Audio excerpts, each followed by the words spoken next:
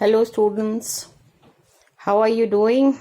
I hope you people have followed the previous videos of mine, and now here I have a few more problems based on the first two identities. So to start with, the question goes, if a square plus b square is equal to 20 and ab is equal to 8, then find the values of 1 a plus b, second a minus b. Well, we know that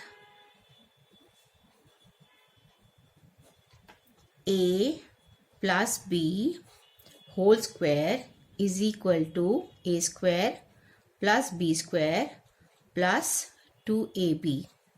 Similarly, we know that a minus b whole square is equal to a square plus b square minus 2ab. We simply have to put the values that is given above this for a square plus b square and 2 multiplied by the value of ab, which is equal to 8. This comes to be equal to 20 plus 16. Let me write this also.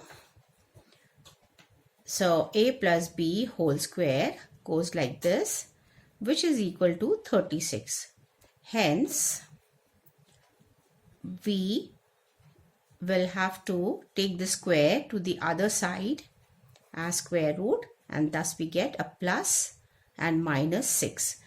Similarly, here we follow the same method, a minus b whole square, by substituting the values of a square plus b square minus 2 multiplied by 8. You can put a dot here too.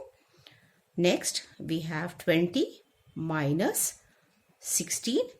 We get for a minus b whole square.